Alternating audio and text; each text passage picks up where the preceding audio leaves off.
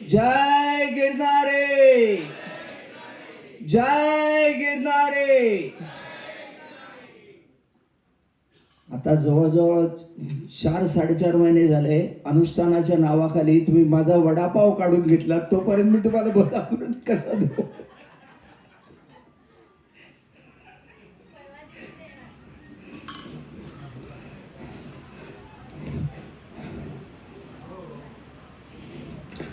आपण सगळ्यांनी हा भारत माता पाहिला का? सर्वांनी पाहिलाय? कसा वाटतोय? हा अखंड भारत माता आहे आणि त्याचं जर तुम्ही पाहिलं लाइटिंग केलेली आहे जिथे आपला भारत आहे, पण त्याच्या बाजूला नेपाळ आहे, बांगलादेश आहे, पाकिस्तान आहे, अफगाणिस्तान आहे, तिबेट आहे आणि आज सर्व मिळून हा आपला अखंड भारत होतोय. आणि असा अखंड भारत किती चांगला दिसतोय बघा. तुम्हाला वाटतं की नाही संपूर्ण भारत आपला व्हावा? कारण हा आपलाच होता आणि आपलेच लचके तोडले गेलेले आहेत. याचं कारणही आपणच आहोत. आपण फक्त आपापसामध्ये द्वंद्व करीत बसतोय. हा मोठा तो मोठा हे करण्यामध्येच आपली शक्ती आपण क्षीण करतोय. आणि बाकीची राष्ट्र कशी आहेत? सर्वत्र विखुरलेली आहेत आणि तेच आपले लचके तोडण्यामध्ये मशगूल आहे. शिवाजी महाराजांनी जेवढं स्वराज्य स्थापना केली, पण त्यावेळेला त्यांना सर्वात प्रथम आपल्या आप्त स्वकीयांबरोबर युद्ध करावं लागलं. त्यांची शक्ती 50% एनर्जी तिकडे क्षीण झाली. एक दैवी पुरुष, दैवी अवतार स्वराज्य स्थापनेसाठी उभे राहिलेले आहेत, पण त्यांची शक्ती तिकडे क्षीण झाल्यामुळे आपण अखंड भारताचं स्वप्न साकार करू शकलो नाही. मराठ्यांनी सुद्धा काबूल कंदार पर्यंत झेंडा अटकेपार नेलेला आहे.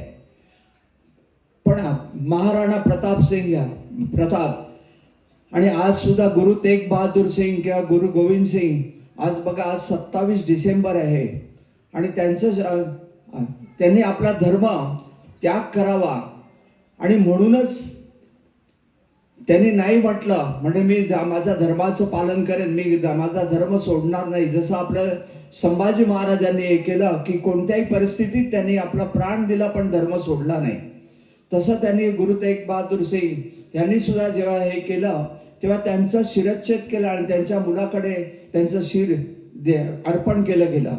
त्यामुळे हे शीख समुदाय, आपले शीख बांधव, आज त्यांचा दिवस आहे 21 ते 27 मला वाटतं किंवा 22 ते 27 या कालावधीमध्ये तो साजरा करतात. आणि हे स्वतःच्या प्राणाचं अर्पण केलंय, पण आपला देश धर्माची कुठेही त्यांनी तडजोड केलेली नाहीये. तर अशी जिवंत उदाहरणं या ठिकाणी आहेत. आता या ठिकाणी रांगोळी प्रदर्शन काढलेले आहे, त्याच्यामध्ये त्याचं एक चित्र तुम्हाला बघायला मिळेल. एक जिवंत चित्र त्या ठिकाणी आहे. हे एवढे चांगल्या रीतीने असून सुद्धा आपण या ठिकाणी प्रत्येक ठिकाणी मार खाल्ला यवनांकडून. याचं कारण फक्त आपण आपापसामध्ये युद्ध करीत राहिलो, हा मोठा तो मोठा करीत राहिलो आणि आजपर्यंतही आपले डोळे कधी उघडले गेलेले नाही आहेत. दुर्दैवाने आपण जर एकजूट झालो तर आज कुठल्याही परिस्थितीत आपल्या देशाचं विभाजन आणखीन होणार नाही. पण आता ज्या रीतीने दिसतंय ते चित्र फार भयावह आहे. मला कोणत्याही समुदायाबद्दल वाईट बोलायचं नाही, पण आज आपण आपलं अस्तित्व टिकून ठेवणं आता ही काळाची गरज आहे. आणि त्याच्यासाठी बघा आता सुभाषचंद्र बोस, सावरकर यांच्यासारख्या लोकांनी आज आपण या ठिकाणी सैनिकांनाही बोलवलेले आहे, त्याच्याबरोबर क्रांतिकारकांच्या वंशजांनाही बोलवलेले आहे. यांना आमंत्रण का दिलेलं आहे? कारण आज ते हे आहे सैनिक ज्या ठिकाणी आता आपण पाहतो बॉर्डरवर लढतायत, फक्त ते गेले, एखाद्या सैनिक मृत्यू पावले किंवा त्यांनी देहधारा तीर्थी ठेवला की आपण तेवढ्या पुरता फक्त शोक प्रदर्शित करतो, पुन्हा आपण आपल्या मार्गाने चालत राहतो. आपल्याला कोणालाही त्यांच्याबद्दल किती कणव आहे याचे तुम्ही स्वतःला आत्मपरीक्षण करून विचारा की त्यांचा परिवार कोणत्या परिस्थितीत असेल. त्यांनी देह ठेवलाय पण त्यांच्या परिवाराची काय वाताहत होते आपल्याला कधी त्याचा मुलाहिजा नसतो. आज आपण या ठिकाणी थोडीशी थंडी आहे, पण त्या थंडीमध्ये सुद्धा आपली अवस्था, सकाळी मी पाहिलं बाहेर गेलो होतो तेव्हा कुडकुडत अगदी एक गृहस्थ होते, ते म्हणाले काय प्रचंड थंडी पडली. सीतादेवीच्या मंदिरात गेलो होतो, ते पुजारी म्हणतात एवढी प्रचंड थंडी पडली आहे. पण हे आपले सैनिक तिकडे -40 टेम्परेचरला सुद्धा तिकडे उभे असतात आपल्यासाठी, आपल्या देशाचं स्वातंत्र्य अबाधित राखण्यासाठी. आणि त्यांच्या प्रती आपल्याला अत्यंत आदर भावना असणं अत्यंत आवश्यक आहे. पण दुर्दैवाने आपण पाहिलं आपल्या कोणामध्येही त्यांच्याबद्दल आदर आहे किंवा काय असं वाटतच नाही आहे. पण ते आपल्यासाठी देह ठेवायला तयार असतात. पण आपल्याला आपल्या देशाबद्दलही अभिमान नाही आहे. 15 ऑगस्ट 26 जानेवारी आली की आपण फक्त तेवढ्यापुरता झेंडा वंदन करतो. मग रस्ती तो फ्लॅग पडलेला असतो. आणि हा फ्लॅग खाली पडू नये म्हणून आपल्या वीर जवान त्या ठिकाणी सीमेवर उभे असतात आणि तो फ्लॅग खाली पडू देत नाहीत. आणि अशा या शूरवीरांचा आपल्याकडे वारसा असताना आपल्या मुलांमध्ये त्याचंही बीजारोपण करायचं, देशभक्तीचं बीजारोपण करायचं आहे. आपल्याला वाईट विचारांचा स्वाहा करायचा आहे. दत्त महाराजांनी तेच सांगितलेलं आहे की या ठिकाणी वाईट विचारांचा स्वाहा करा. आता फडके घ्या, फडके सुद्धा दत्तभक्त होते. वासुदेव बळवंत फडके एक ज्येष्ठ क्रांतिकारक. म्हणजे अशी माणसं त्या ठिकाणी देशासाठी प्राण अर्पण करतानाही हसत हसत प्राण अर्पण केलेले आहे. राजगुरू भगतसिंग घ्या, सुखदेव घ्या, बाबू गेनू घ्या, कित्येक असे जवान आहेत. चाफेकर बंधू आहेत. त्यांच्यापैकी काही वंशज आता आपल्याकडे येणार आहेत. आज येतील, काही जण उद्या येतील. त्यांचा आपण यथोचित सत्कार करणार आहोत. कारण त्यांच्या पिढीने जे सॅक्रिफाय केलं तुमच्या आमच्यासाठी पूर्वजांनी, त्यामुळे आपण या ठिकाणी उभे आहोत. अन्यथा आपला हा देश सुद्धा पूर्णपणे पारतंत्र्यात गेला असता. आणि त्यासाठी आपल्या सगळ्यांना जागरूकतेने उभं राहण्याची गरज आहे. आपल्या मुलांवर चांगले संस्कार बांधवा. आता त्या दिवशी दुर्दैवाने माझ्या आपल्या परिवारातली एक मुलगी आहे, तिने सांगितलं की आमच्याकडे संगीत शिकायला एक मुलगी येते, 12 वर्षाची मुलगी, आणि लव जिहादच्या याच्यामध्ये ती फसते. हे ऐकून खूप वाईट वाटतं. आणि त्यांना एखादं हिप्नोटाईज केल्यासारखं त्यांना त्या ठिकाणी ओढलं जातं. आणि त्यांच्या नंतर जे काही घटना घडतात त्या एवढ्या विदारक आहेत की ते तुम्ही विचार सुद्धा करू शकणार नाही. आणि अशा रीतीने आपण पूर्णपणे आपल्या मुलाबाळांवर चांगले संस्कार बांधवा. आपली संस्कृती फार आद्य संस्कृती आणि चांगली संस्कृती आहे. आणि आपण दुसऱ्या धर्माचा कधीही द्वेष केलेला नाही, दुसऱ्या धर्माबद्दल कधी वाईट बोललेलं नाही. आपण चांगल्या रीतीने पुढे जातोय. फक्त आपल्याला स्वतःच्या धर्माबद्दल अभिमान असणं हे नितांत गरजेचं आहे.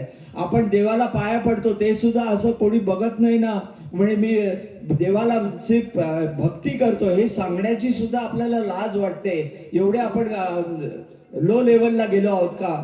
तर त्यासाठी आपल्याला देशभक्ती यांचा या ठिकाणी विकास झाला पाहिजे. देशाबद्दलचे प्रतिमा उंचावली गेली पाहिजे आणि आपला देश अखंड राहिला पाहिजे. आणि यासाठी या ठिकाणी बघा जे बाजूला आपण ठेवलंय, आणखीन काही वर्षांनी मी असेल नसेल, पण जेव्हा आपले पुढलं जनरेशन येईल आणि ते जनरेशन जेव्हा या ठिकाणी असा भारत मातेचा नकाशा काढतील, मी काही ठिकाणी ते ग्रीन ठेवलेले आहे, पण काही ठिकाणी ते ब्लँक ठेवलेले आहेत. हा संपूर्ण नकाशा अखंड भारताचा हा संपूर्ण हिरवागार दिसला पाहिजे.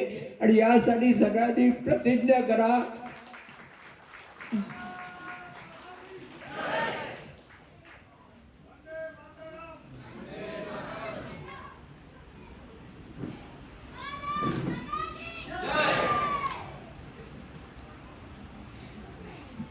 माफ करा, पण काही सैनिकांनाही मी भेटलो आहे. एक लेफ्टनंट कर्नल आपल्या परिवारातच आहेत, जमलं तर ते कदाचित उद्या येणार आहेत. त्यांनी मला सांगितलं की प्रवचनाच्या दरम्यान आमची भेट झाली होती. त्यांनी मला विचारलं की काका माझा एक प्रश्न आहे, छोटासा प्रश्न आहे. म्हटलं विचार. म्हणे आम्ही आता सीमेवर लढायला तयार असतो. तो कारगिलला होता, काश्मीरला होता. एक 35 वर्षाचा कर्नल, लेफ्टनंट कर्नल, तो कमांडोचं ट्रेनिंगही देतो मिलिटरीच्या जवानांना. आणि त्याचा प्रश्न होता की आम्ही सीमेवर लढण्यासाठी तयार आहोत, आम्ही मरण्यासाठी तयार आहोत, पण ज्यांच्यासाठी आम्ही मरण्यासाठी तयार आहोत त्या भारतीय नागरिकांना आपल्या भारताबद्दल किती प्रेम आहे, किती आस्था आहे, याचं उत्तर तुम्ही मला द्या. आणि हे विचार करायला लावणारी ही गोष्ट आहे. आपल्याला खरोखरीच आपल्या देशाबद्दल किती नितांत आदर आहे, ते हे बाळकडू आपल्या मुलांना पाजा आणि तीच त्यांच्यासाठी आपल्याला योग्य अशी हे नुसतं चित्र बघू नका, या ठिकाणी असलेली आत्मीयता बघा. हे देशाचं स्वातंत्र्य अबाधित राखण्यासाठी सर्वांनी तत्पर होऊया आणि देशाचा झेंडा सदैव उंच ठेवूया. जय गिरनारी, जय हिंद, जय हिंद, जय हिंद.